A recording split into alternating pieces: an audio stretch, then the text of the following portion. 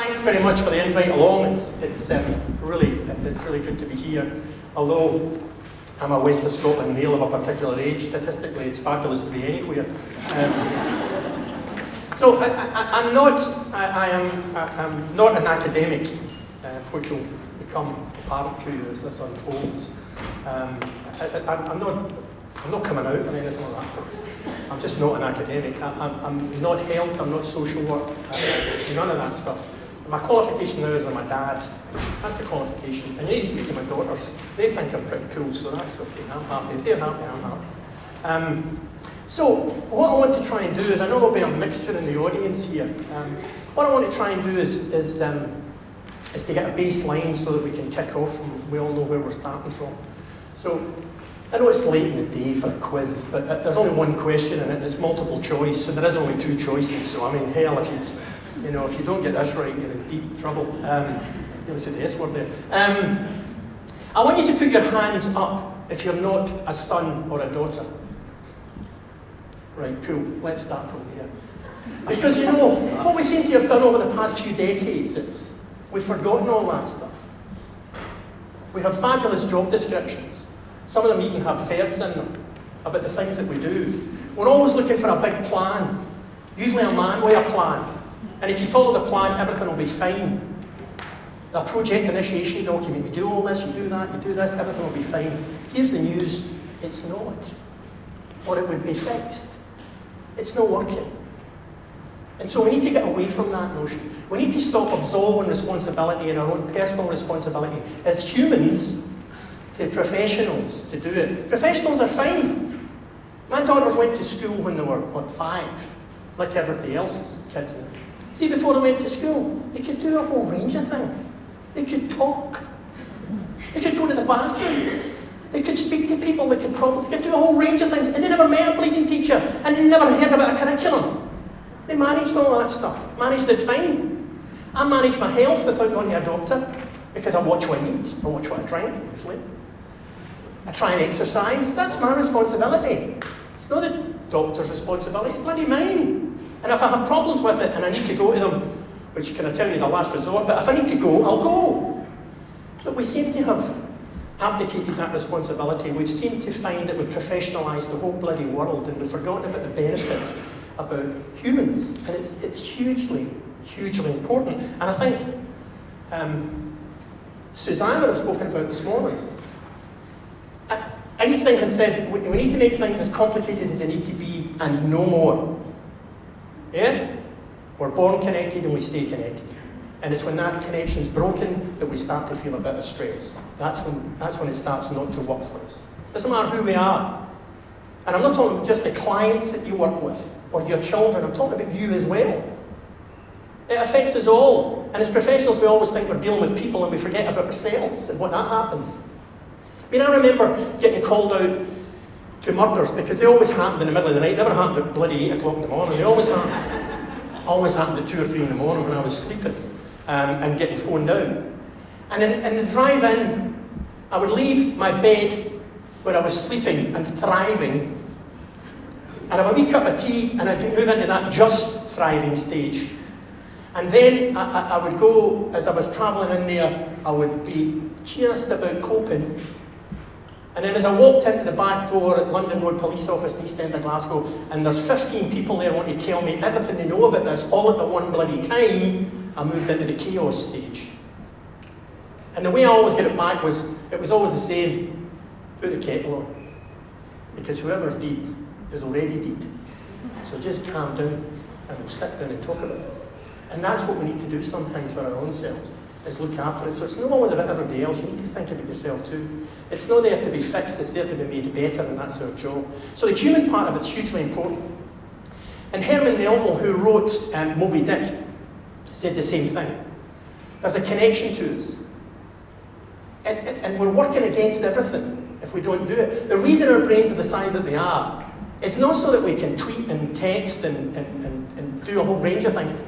It's so that we can establish and maintain relationships. That's why our brains are that size. That's why they work. That's why we're top of the food chain. That's why we occupy the planet. That's why we're destroying the planet. That's why we're destroying every other animal that occupies the planet with us. Because we're the smartest, we're the biggest, we're the best.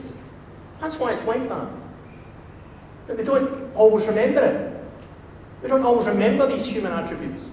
We think there's another thing to do. I mean, if you're watching some of the programs on TV, if you watch that Long Lost Families, you know, that's always a challenge for me. I was a cop for nearly 40 years, and here's me sitting weeping at this woman who's just met her son. She gave up for adoption 45 years ago. I don't even know her. I've never met her in my life before. But I'm connected through a television screen. And I understand it. The same effect it has on my wife when she sees Richard Gere, that same thing. Although I suspect it's a different connection. And we're working against it if we don't do that. I remember once, I used to lecture at Scottish Police College on investigating a murder, the role of this senior investigating officer. And it was a 3-day thing. I spoke for about half a day, and then someone else, another couple of people spoke in the afternoon, and then we had an exercise for 2 days where we tortured them for 2 days. And I always used to speak about, and showed a bit of film that I had once. It was about dealing with the media and how that went. And we had a murder once in Dumbarton where a young girl had been murdered. And Stevie Ward was the SIO, Senior Investigating Officer. And I always showed a film of him at a press conference. Now this young girl and her family came from Dumfries and moved up to Dumbarton to go to college. And her mum and dad were divorced and had been for 9 or 10 years. So at the press conference, there was Dad, there was Mum, and there was Stevie Ward. And as it was going through the press conference, the woman got very upset. Her daughter had been murdered.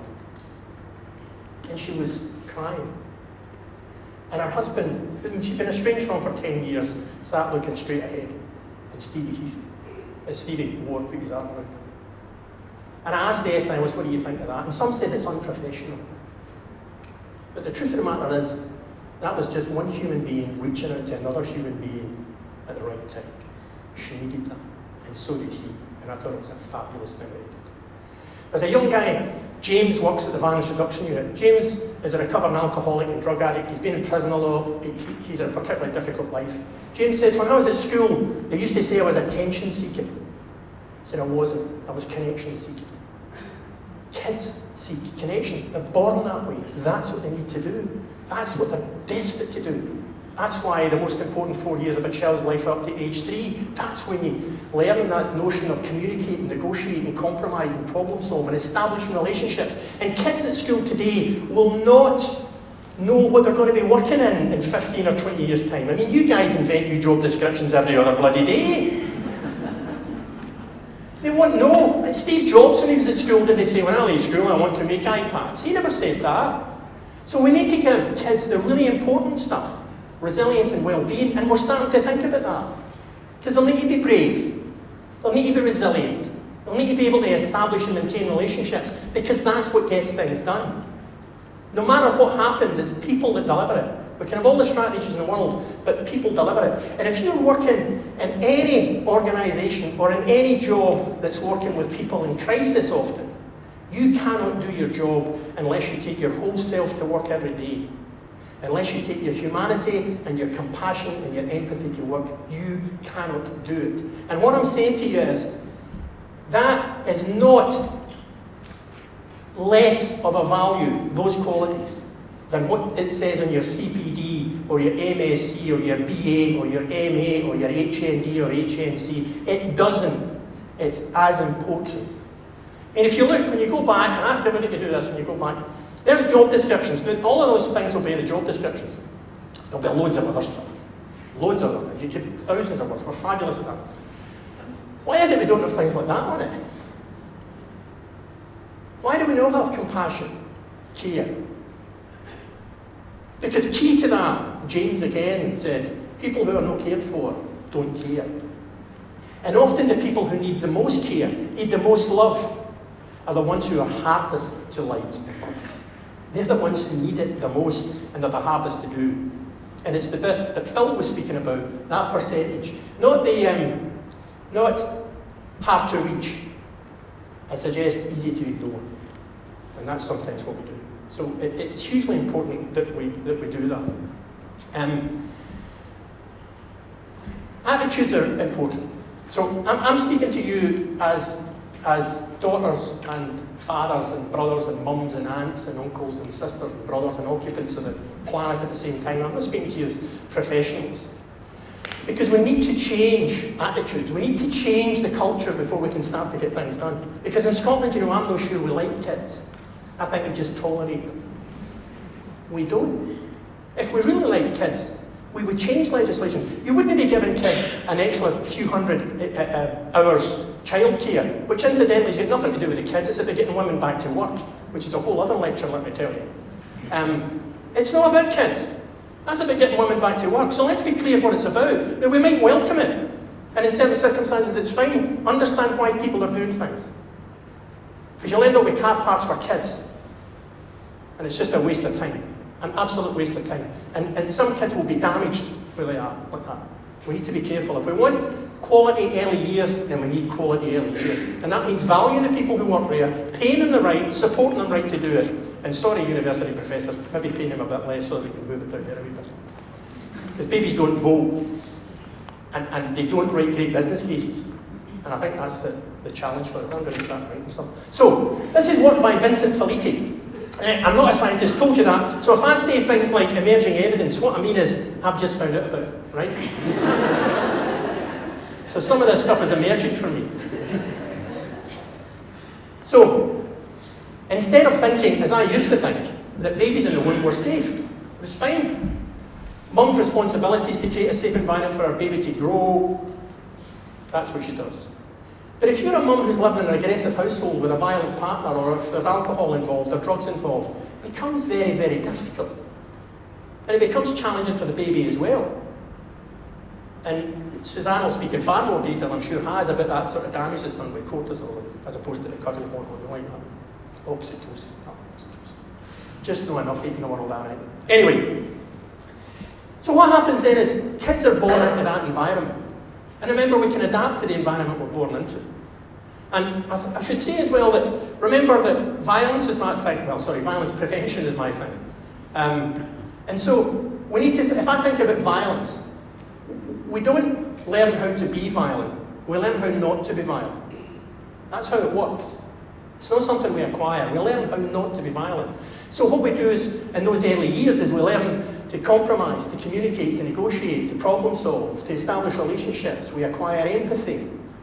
And therefore, violence becomes the last resort. We don't really need it anymore. But it's still there if we have to, but we don't really need it. So if you're a young boy who's born into an environment where there is violence, that's all you see, then you bring a child up in a war zone, you're likely to create a warrior. That's what will happen. And then, when that wee boy then goes to nursery, he's the wee boy who doesn't play well with other kids. He's the wee boy that can't settle or concentrate on things. He's the wee boy that will know a lot of words. And Phil mentioned it, because if you don't speak to kids, they're not going to acquire words. If the only thing you say to them is, what are you looking at? Shut up. Ease peace. If that's what you're saying to kids, then they're not going to acquire a long range of vocabulary to take them forward, are they? They're just not. And what happens as well with that is, later on with kids, this connection, this human connection that's muscle memory for us, we can't but do it. We value eye contact. We value eye contact all the time. But if you're a wee boy who's brought up in a home where if you stare at your dad you get gubbed, don't look at me, what are you looking at? And you get slapped. You learn not to look at adults.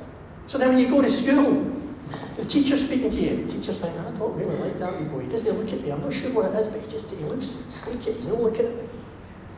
He's not looking at you because he's learning not to look at adults. And it's really, really difficult. And it's our responsibility as adults, if we know better, to change that and make it better.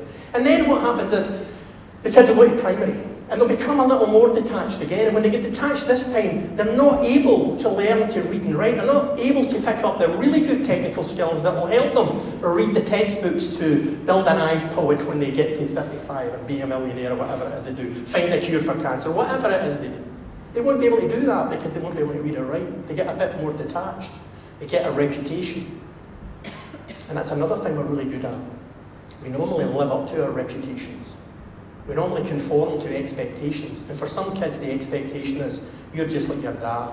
You're just like your law. You're just like your family. You're just like the rest. You'll be no good to nobody. Well, lo and behold, that's usually what happens then. Because that's the expectation. That's the expectation. And then, when they get into their teens and go to secondary school, it gets worse. And then we issue them with hormones, whether they need them or not, and usually I don't think they actually need them, but anyway, they get issued with hormones and it gets a bit more dramatic again, because they start to get into risky behaviour. Now, risky behaviour is another thing that humans do. That's what we do, we're meant to take on risky behaviour.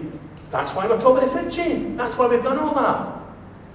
But we take risky behaviour and take risks from an understanding and a good early years experience that allows us to judge the risk. So we might try alcohol but not become alcoholics. Some may even try drugs but not become drug addicts. Not get pregnant when you're 13 or 14. Not get a scar on your face because you're in a gang fight and carrying a knife. Not kill anybody and end up in the jail. Not get killed and end up in a grave. And get through it. Often more by luck than good judgment, but get through it. Normally these guys join the police, I have to say, when they get through that. But it's that risky behaviour, and it's fine. So the risky behaviour is something that everybody should be doing and taking, you know? Kids should be falling out of trees. They should be. We should let them do that. But we don't. And then, of course, the ones who become alcoholics and drug addicts, the one who has a scar on their face and can't get a job. And a scar on the face, incidentally, means that you're the victim. So how's that? They're the victim. But we forget that. He's got a scar, watch it. He's a victim. It's absurd. You get a young boy who gets a previous conviction for a breach of the peace when they're 17 or 18, then he can't get a job emptying bins when he's 20. Because we need to punish them for it. Redemption's not something we're big on in Scotland either. So we need to get past that notion. And how we deal with women offenders is even worse and shameful. But I think there's some moves afoot to make that better. And these are the guys who will die early. These are the guys that will keep the death life expectancy gap between Bearsden and Mulgai and Shettleston. Whatever it is, 10, 11, 12 years. That's why it happens. When we bumped into Harry Burns at first, Karen McCluskey and I set up the VRU, so when I say we, Karen and I. We met him in 2005 or 6 at that time. He was always surprised because he had an appointment in his book to see a detective chief superintendent. He was a bit worried about that. I'm sure if I'd come back and I confessed to something, but I didn't. He cleared my hand as soon as I went in and said, "We've heard that violence is a public health issue. What are you doing about it?" And he wasn't doing anything about it. But what Harry was working on at the time was he couldn't understand why there were some people from certain parts of Glasgow took longer to heal from operations than people from other parts of Glasgow. He couldn't understand why that was. What would that be? How the operations the same, everything in the hospital is the same, doctors, all of that's the same. So he'd started to work in that, and that was a journey we were on. So, Felice. So Harry continued his inquiries, and he uncovered some work by a guy called Aaron Antonovsky. And Antonovsky had looked at children who had been born in the camps during the Holocaust, or were children in the camps during the Holocaust. And he followed them up years later when they were adults to see how they were.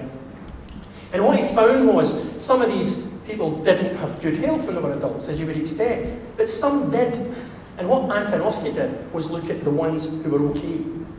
Not the ones, so, the things that make us healthy are as important as the things that make us ill. Probably more so. So he looked at these people and he found that they had 3 things in common. And he called it a sense of coherence. And the 3 things were that your world is structured, predictable and explicable, you get internal resources to meet the demands, and that demands are seen as challenges and worthy of taking on. So if you don't have those things, life can become very stressful for you. If you think about your own life, if you're late for the plane, if you've forgotten your passport, if you don't know where you park your car, if you're late for an appointment, that stress comes along because all of a sudden you've no control over your world, you're stuck in a traffic jam, it starts to get a little bit fraught and a little bit stressful. And that's an issue. That's a real issue. So, what he did then was that for that social and physical environment, it needs to be comprehensible, manageable and meaningful, or it causes chronic stress. That was what his issue is. We've got lots and lots of children who are living in chronic stress because their world is not explicable. When teachers say, "What do you want to be when you leave school? You'll need to stick in, you'll need to get to university." Some of these kids are trying to get through the day. They don't know what's going to be at home that night. Are they going to get fed? Are they going to get battered? Is mum going to get battered? Because domestic violence is a huge issue. And if we don't fix violence against women, we're never going to fix violence. That's the absolute nexus. Because you can't protect kids unless you protect mums. You just can't. It's just straightforward. So hugely, hugely important. So in terms of what we need to do about it, human attributes are hugely important. Those early years, that's why the early years are hugely important. Parenting. No good parenting or bad parenting, as good as we can be. I was speaking at another thing this morning on perinatal mental health, and there was a psychiatrist there said, there's no such thing as the perfect parent, and there is no such thing as the perfect childhood. So it's like the golf swing. Mine's isn't perfect, I can tell you that. So we need to stop trying to attain the perfect. We need to be helping people out to be as good as they can be. That's all we need to do, and that's a human thing. That's a human thing. In terms of community, that tolerance stuff, we ran a gangs project in East End of Glasgow, and it reduced admissions to hospital by 17% for violence. It reduced knife carrying, for knife injuries to hospital by 34%. But exclusions from school went down 85%. And that was a huge issue. Housing, people were happier where they were. So gang fighting in East End of Glasgow is now an exception rather than a norm. And I got a phone call from a chief inspector in Easterhouse once, and he said, boss, your gang stuff's working really well. I said, I know. I said, we've got some stuff that looks really good. He said, nah, we got a complaint last night about dog fowl. So for you MBA junkies, try and fit dog fowl into the KPI, because we never thought of it. I try and fit it into everything now when I'm putting a case in. How will you measure this? There'll be complaints about dog fowl. You know, but it's that notion that what is it? What do we think is important? And all of a sudden that was important. And the role of the police in that situation was to stabilise the patient. And once we had done that and said, this is what life without gang fighting is like, pretty good, isn't it? Then why would you want to go back to it? So they don't. So the tolerance levels go. So it starts like ripples right through the community. So the community stuff is hugely important in that as well. Inequality is always important, particularly gender inequality, but inequality across the board is hugely huge effect on violence. And so does Scottishness. You know that Calvin gene? The one we have, you know, we've tried that before, it doesn't work. You know that every silver lining does indeed have a black cloud? You know that one? So we need to get by that. We need to aspire to build cathedrals and no garden sheds, and don't be afraid to do that. And it's us that need to do it. Don't wait and somebody else come with a plan to do it. That's why I can't tell you what to do. I don't do this. I'm not a health visitor. I'm not a nursery teacher. I don't know what to do. But I know the area we should be in. And I know sometimes we make it more complicated than it needs to be. Sometimes you just need to say to somebody, even if you don't care about yourself, I care. I'll stand beside you. We'll fix this. I don't know the answer, but we'll fix it. We can make it better. We'll do that. We'll make it better. That's all we have to do. And sometimes that's enough. And it might not have a set of RCTs that confirm it's the right thing to do, because it's a human thing. It's a human thing. And you know as a human instinctively the right thing to do when somebody reaches out to you. You know that. But these are all the strategies we've got. And it's fine, I don't have an issue with it. Although I do have a problem with, why do we need a policy to tell us to get it right for every child? Should we not be doing that anyway? That's why I don't think we actually like kids in Scotland. We just tolerate them. You need to write it down and say, let's get it right for every child. If you spoke to somebody in Sweden or Denmark about that or Finland, they'd go, what? What are you saying? You need a policy to make people do it. So that just doesn't seem to me. So if we didn't have that policy and we were doing all this stuff, we'd have won. We'd be there. So all of that stuff's important, really important. And this is the management stuff and the professional, hierarchy, bureaucratic stuff. I mean, I get asked to do leadership stuff a lot, and they'll say, well, you come and speak about adaptive leadership, and I'll say, I don't know what adaptive leadership is. I haven't read the book. Because we have lots and lots of people who like to be called leaders, but the truth of the matter is they're managers, because managers need a structure, they need a policy, they need processes, they need all of that stuff so that they can manage. Leaders don't need any of that shit. They just lead. They just do it. And you don't need to be, you know, a 60-odd-year-old guy to be a leader. Everybody's a leader. We're doing stuff, or the VRU's doing stuff in Clackmannan, and we recruited a cop there, Keith. And We wanted to work with the community, to community empowerment, ABCD, that community development program. And Karen interviewed him and gave him the job and said, he's really good. And he came in the morning he started and he met me and he said, boss, I'm really excited. I'm really keen. I love working with the VIU. I'm really excited about this. I love all this stuff you're doing. And he was just fair buzzing. And he says, right, what do you want me to do? And I said, I have no idea. And he sort of looked and said, I don't live there. I don't live there. I don't know what you need to do. You go and do it. You'll know what to do. You're there to make connections. Maybe you'll just be making tea for the first while. And he went along and started establishing relationships with people there and trust. And found, for instance, that the guys didn't like to go to the GP because the GP gave them a hard time. So he started a men's group and he brought in a health guy to meet with the health group when they were in, and he got the job done there. They've got chickens, you know, they've got, they grow veg. They've been in health and safety courses so they can cut the grass and all folks. This is a whole range of things there. And we know it's working because when we asked a young woman who lives in the area, used to be a sex worker, is it working there? She said, yeah. How do you know? Because people say hello to you when they pass you in the street. There you go. MBA, I bet that was their KPI. So hugely important. And that's that. Bureaucracy sucks the humanity out of you. And we actually, when we recruit people, we don't have these things in the job description. And we don't have them in the job description because we sort of assume that because you're human, you'll bring them along with you. But it doesn't always happen. And I always think, the only department in any organisation with human in the title is human resources. There's an irony in that. That we need that. We need a process to be human. And we need to get back from that. We need to do that. And parents, all of these things. You know, I've got two daughters, and my oldest one is a detective inspector, works in the rape and sexual offences unit in Glasgow, the busiest department, the busiest division. She just worked 9 days in the trot and worked 132 hours in 9 days. Just uneven, I can't believe it. Anyway, but she's doing all that stuff and coping with that, and part of her coping mechanism is coming to us and speaking to us about the stuff that's there. And part of my help is to listen to her and not give her any advice. She does it, but just listen to what she's doing. Douglas, that notion of, and you know all that about broken men, and about, I don't know whose quote that is. I think this is about the 15th time. I keep a record of how many times I've used it. I'm going to use it 30 times, and if nobody can tell me who said it, I'm claiming it. So if anybody knows who that was. But, you know, and it's that Steve Jobs stuff. We can't make kids ready for, we don't know what they're going to be doing, so we need to get on the sort of stuff that will be important to them. And we need to help parents do that. And professionals need to help parents to do that. But parents need to do. That's what it's about, that connection and relationship stuff. And this is about change. And this is about leadership. The big plans and the big shifts are not what matters. It's the tiny little things that matter. It's the tiny wee things. It's Stevie putting his arm around a woman. That's the stuff that makes the difference. That's the stuff that makes the connection. It re-establishes a connection. Begins a relationship.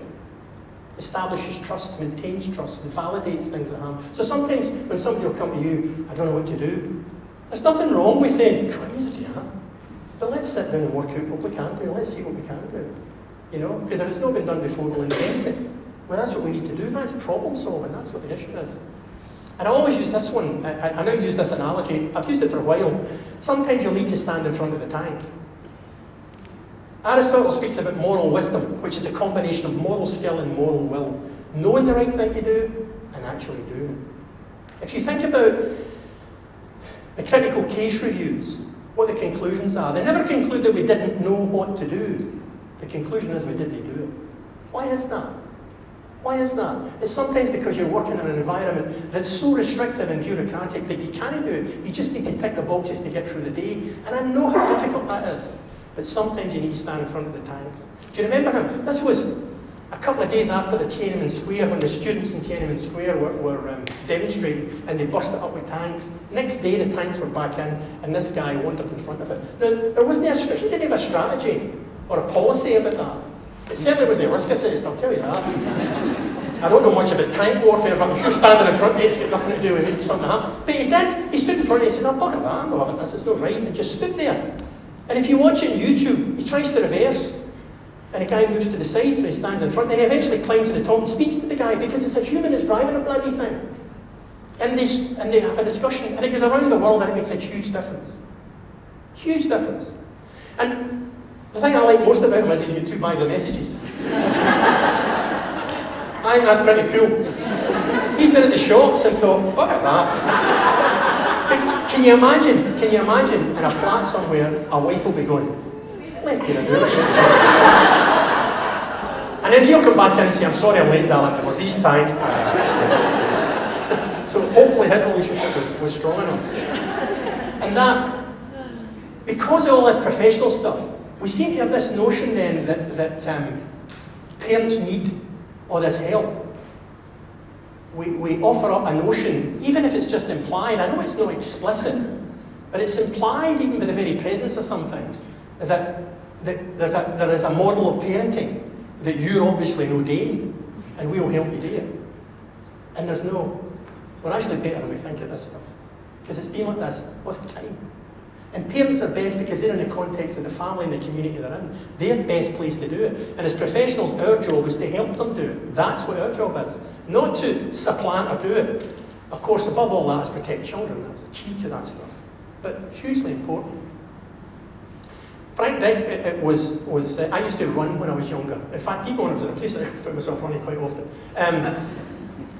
And Frank Dick was a coach in Scotland. He was eventually Daley Thompson's coach. And he's got that notion about you'll be able to touch it, but you'll be able to feel it. And that's the wee woman in Hawk Hill who says people say good morning to her. That's the feeling that things are getting better. That's the feeling that makes you, I'm connected. I'm connected to folk. Just a hello, that's all it takes. And that is hugely important. When kids are seeking connection, parents are seeking connection, adults are seeking connection, they need some hope. Hope changes everything. If you don't have that, it's hopeless. It's hopeless. It can't be hopeless.